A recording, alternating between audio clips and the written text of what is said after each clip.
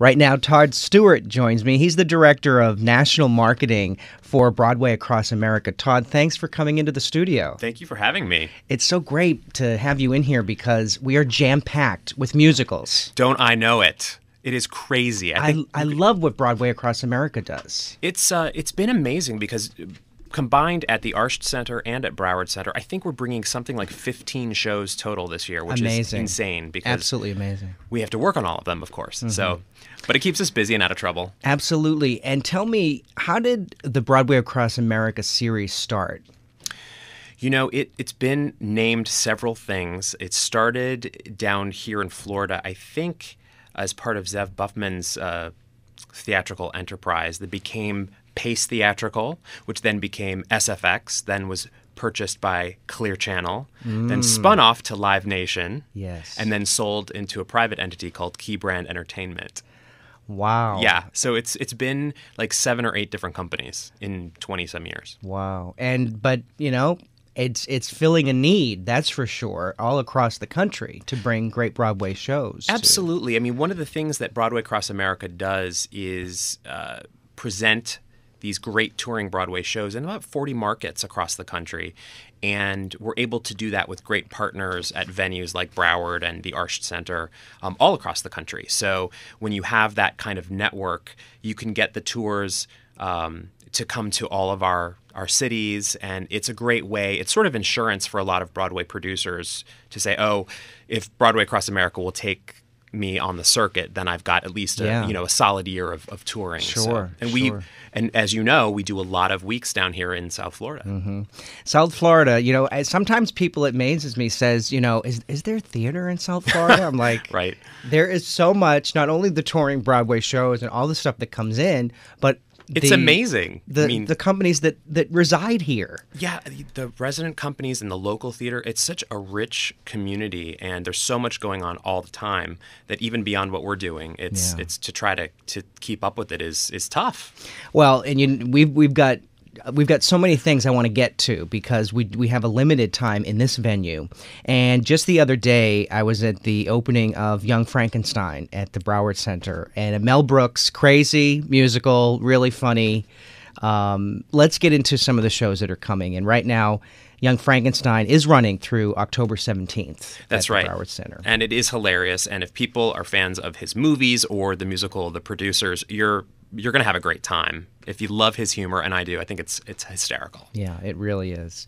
And let's talk about there are so many programs. So let's move through what else is coming to the You know, the next thing at Broward Center I would mention is Burn the Floor. And a lot of people in the dance community are familiar with this title. It's been kicking around internationally for about 10 years in different incarnations. And most recently, it played Broadway. It was supposed to do something like 6 to 8 weeks, and it became this gigantic hit. And it was at the Longacre Theater, and it just kept selling and selling and selling. And I think it ran something like 8 months. And what was really interesting about the show is it focuses on all different types of ballroom dance. So if people are fans of the shows like So You Think You Can Dance and Dancing with the Stars, a lot of that kind of dance is going on in the show, and it's an international cast, and we see just tons of international audience coming to this show because obviously there's no language barrier. It's all dance. And so it's a great way to invite new audiences into the theater. I love it. And I think here in Miami we have the ballroom like national championship or something. I think you're right. I think we do have that. So what else do you have coming to town? I would say that the we're going to jump back and forth between Broward, and Arsht. Okay. Tonight actually we open Rain at the Arsht Center, which is like the #1 best tribute to the Beatles. And I haven't heard much about this.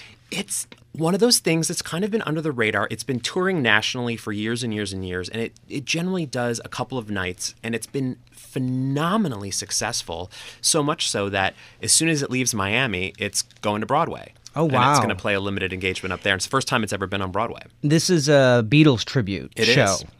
And all the music of the Beatles. It is, and it is so good. I mean, the estates approve this show. They love what this group is doing, and it's not just, tribute band up there playing a bunch of the songs. There's a little bit of context behind it. It sort of takes it from Ed Sullivan through the Abbey Road years, and so there's historical footage, and it goes through a couple of different eras with costumes and lots of video and special effects. And I think it's going to be John Lennon's, or would have been his 70th birthday, which is Saturday. Hard to believe. I can't imagine a 70-year-old John Lennon, what that would be like. Don't you picture that as soon as you say that?